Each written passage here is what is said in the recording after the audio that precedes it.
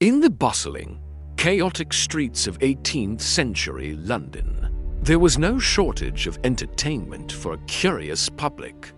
One could watch a play by Shakespeare, witness a public execution at Tyburn, or watch dogs tear a bear apart in a baiting bit.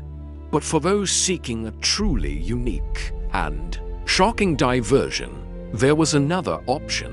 For the price of a single penny, you could purchase a ticket to one of the most infamous tourist attractions in the city. This attraction was not a theater or a menagerie of exotic animals. It was a hospital, specifically the Bethlem Royal Hospital, a place the public knew by a more common, more sinister name, Bedlam. Your penny bought you the right to walk its halls and gaze upon its main exhibit, the mentally ill.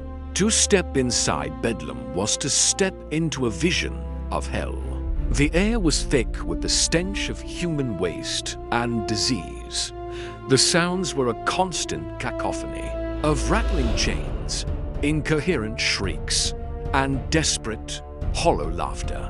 Down long, filthy galleries, well-dressed ladies and gentlemen would stroll as if they were in a park, peering into the dark cells.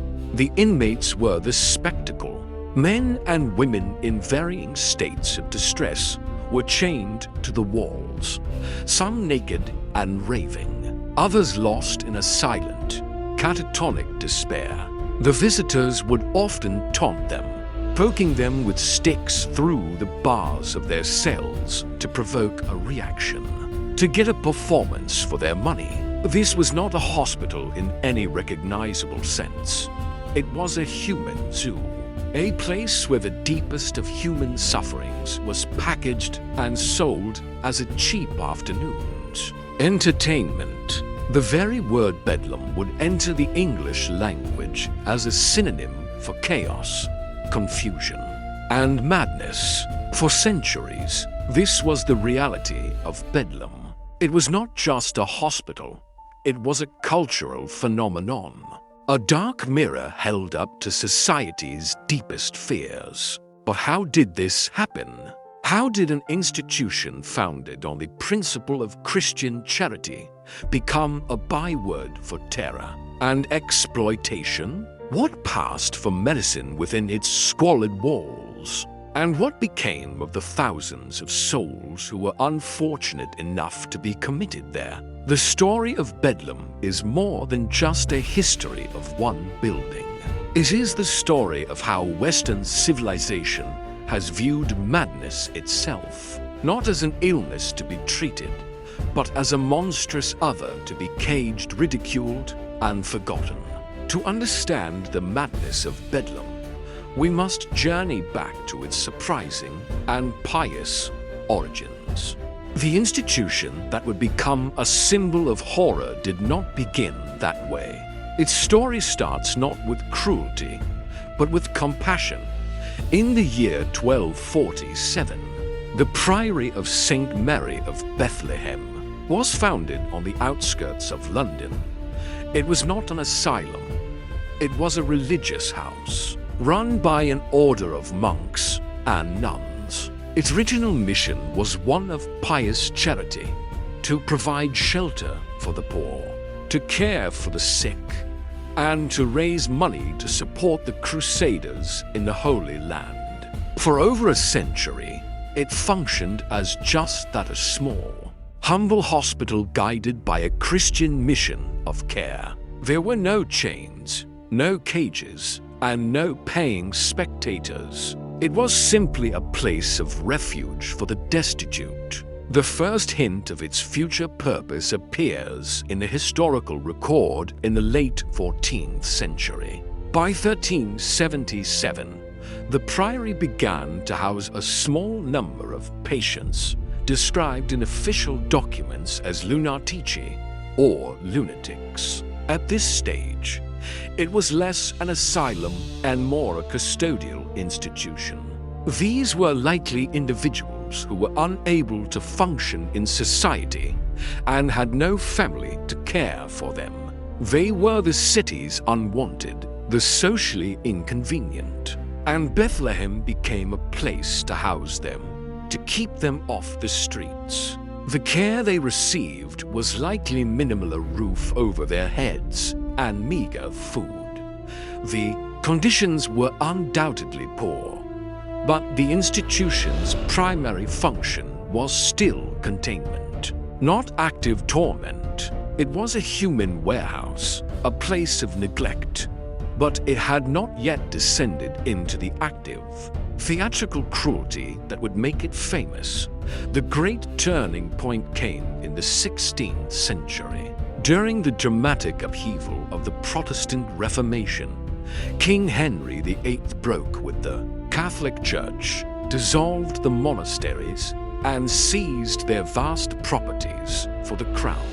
The Priory of St. Mary of Bethlehem was among them. In 1547, the hospital was formally handed over to the City of London with a new, specific mandate to be the city's dedicated institution for the confinement of the insane.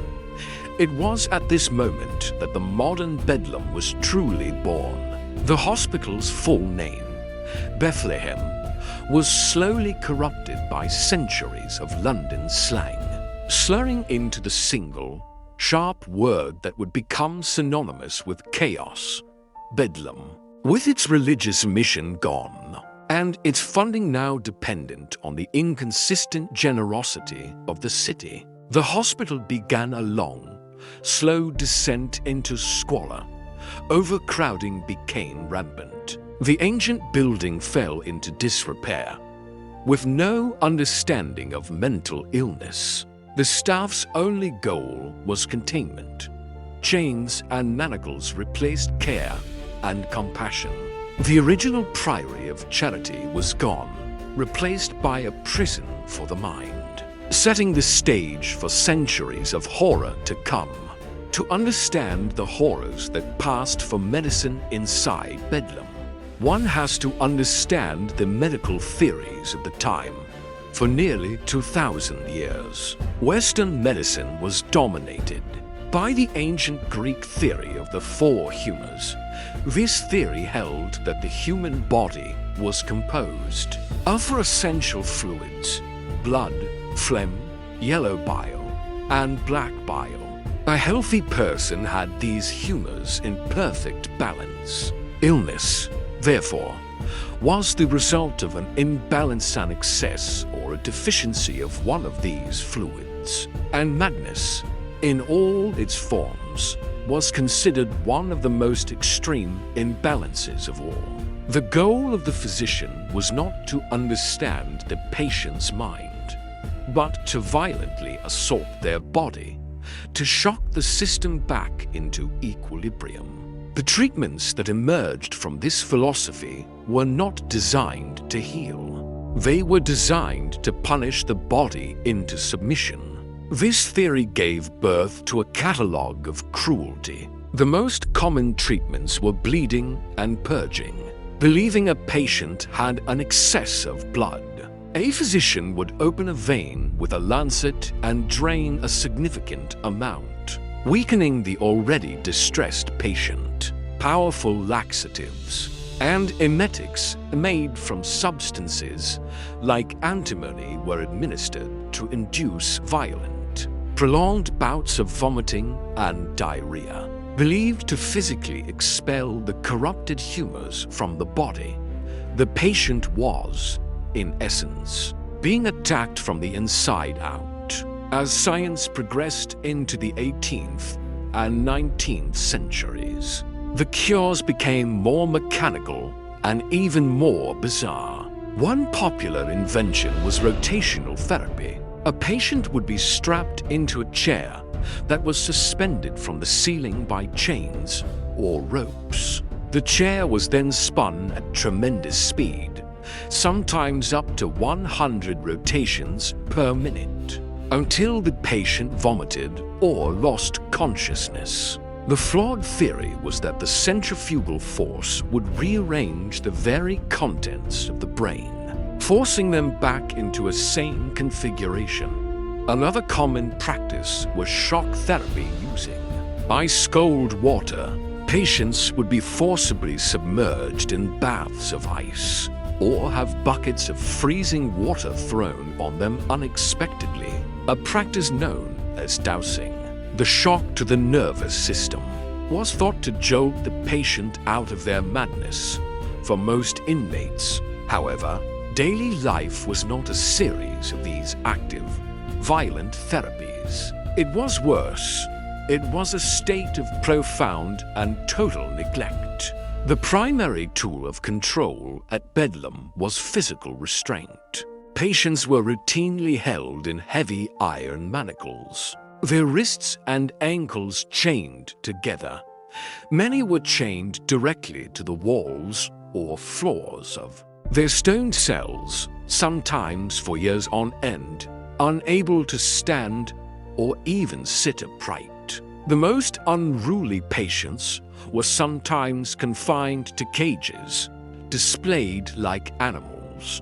They were left to languish in their own filth, with little human contact, suffering from malnutrition and the diseases that festered in the unsanitary conditions. This was the terrible reality of Bedlam. It was not a place of healing. It was a place where the human spirit was systematically broken.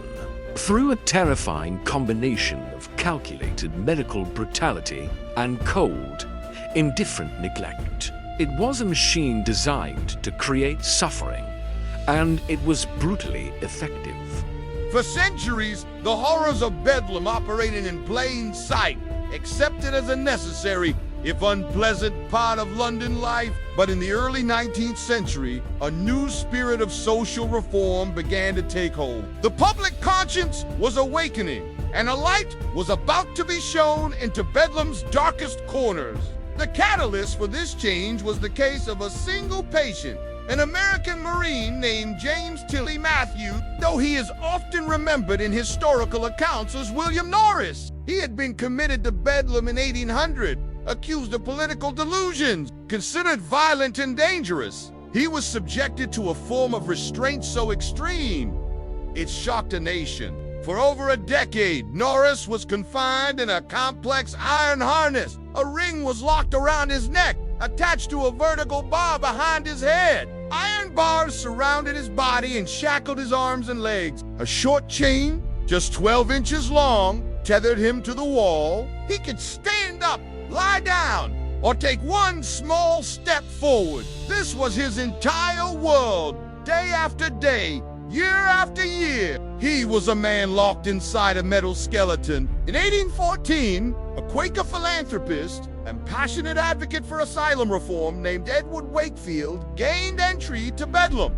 He had heard rumors of the extreme conditions and was determined to see them for himself. He asked to see the patients who were kept in solitary confinement away from the public galleries. He was led to the cell of James Norris. Wakefield was horrified by the iron ring, but he was even more shocked by the man himself.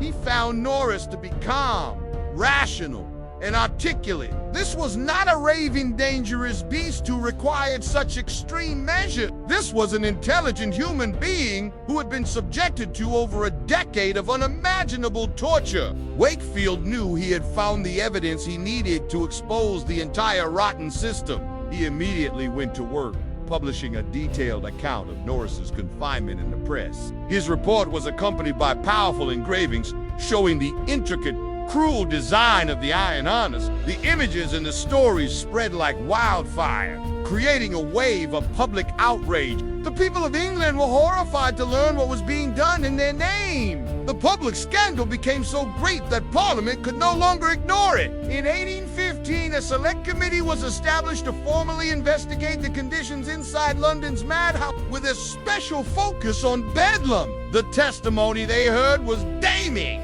The hospital's own chief physician, Dr. Thomasman, admitted under oath that he barely ever visited the wards, sometimes seeing patients only once a year. He defended the use of chains and beatings as necessary. Staff members described the filth, the neglect, and the routine violence. The committee's final report was a scathing indictment of the hospital. It condemned the therapeutic practices as useless and the living conditions as cruel and inhuman. Faced with this public shaming and the threat of government intervention, the governors of Bedlam were finally forced to act. The old corrupt staff was fired. The infamous practice of allowing public spectators for a penny was abolished forever, and James Norris was finally freed from his iron harness.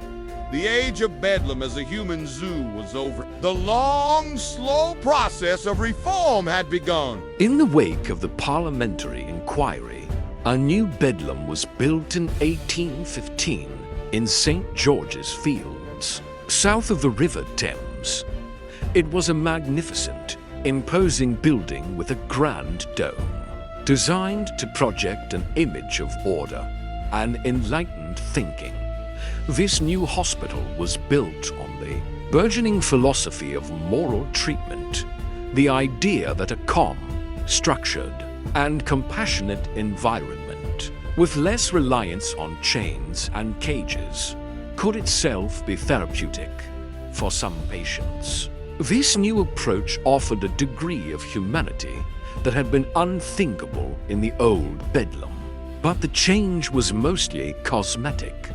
The new building quickly became just as overcrowded as the old one, and without a true scientific understanding of mental illness. The physicians were still largely powerless. Even in its grand new home, Bedlam remained a place of profound suffering and despair.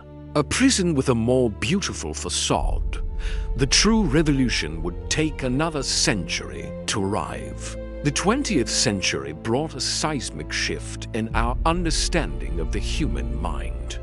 The development of psychoanalysis, the refinement of psychiatric therapy, and, most crucially, the invention of effective psychotropic medications in the 1950s changed everything. For the first time, the biological roots of many mental illnesses could be directly treated. This led to the great movement of deinstitutionalization. The massive, isolated asylums like Bedlam, once seen as the only solution, were now viewed as relics of a barbaric past. One by one, they were closed down. Their patients moved to smaller, community-based care facilities. The era of the Great Asylum was finally over. The old Bedlam Hospital is gone, but its ghost haunts our language. The word Bedlam remains a permanent scar on our vocabulary, a synonym for chaos, madness, and inhumanity.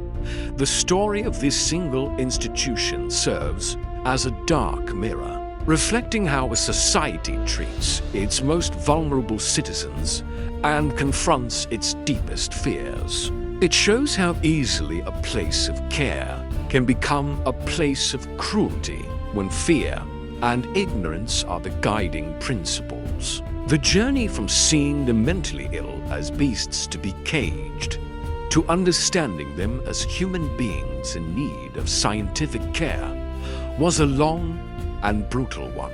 The shadows of Bedlam are a chilling and necessary reminder of the horrors we escaped, and a warning to never again allow fear to triumph over compassion. So, was the horror of Bedlam the result of pure cruelty, or the inevitable product of scientific ignorance and fear? And how much has our fundamental view of mental illness truly changed? Share your verdict in the comments below. And to continue exploring the darkest chapters of our own history, make sure you subscribe to the Black Chronicle.